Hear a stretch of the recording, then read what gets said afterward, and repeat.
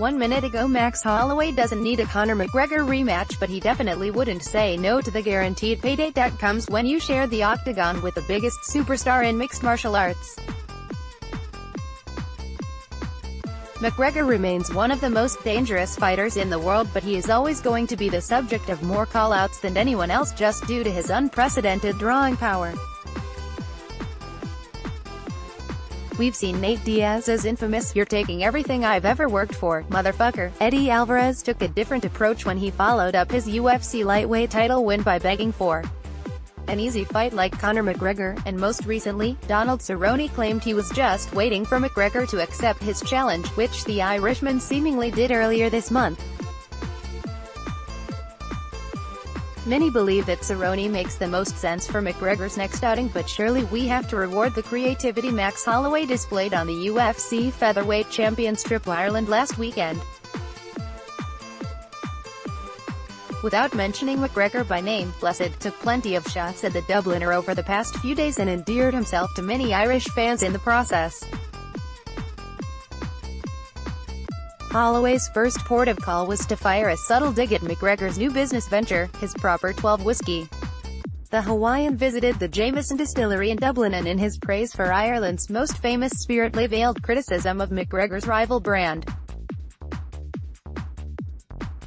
238 years of innovation, hard work, and unmatched quality. Not a watered-down trend, Holloway wrote. A true pillar of Ireland, supporting the hard-working families in Dublin for generations. Thank you, Jameson, for the hospitality. The #1 Irish whiskey in the world. Then it was time to get Irish fight fans on side while simultaneously hinting at a potential venue for his much-discussed rematch with McGregor. Holloway took a trip up to Croke Park, where he learned about the history of the GAA and its significance in Irish culture, praising the experience of learning about sportsmanship in Ireland, which could be read as a reference to McGregor's divisive trash-talking tendencies.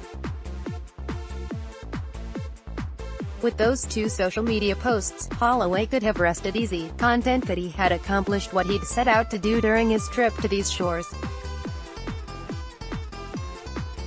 Then McGregor left himself open to one last dig when he accidentally referred to St. Paddy's Day as St. Paddy's Day in a since-deleted promotional post about his August McGregor collection of suits on Monday. After being called out for using an unpopular way of referring to the March 17 holiday, McGregor quickly deleted the tweet and replaced it with the more commonly used spelling, St. Paddy's Day. But a lot of people noticed, and it would appear that Holloway was one of them, as he closed out his final post about his trip by suggesting he could return on St. Paddy's Day, spelling it the right way at the first time of asking. Thank you, Emerald Isle, for making me feel at home and teaching me about your history and culture. I hope to be back again soon. Maybe for St. Paddy's Day. pic.twitter.com/RoniqueGetch. Max Holloway, @Blessma, January 29, 2019. Take a bow, Max Holloway.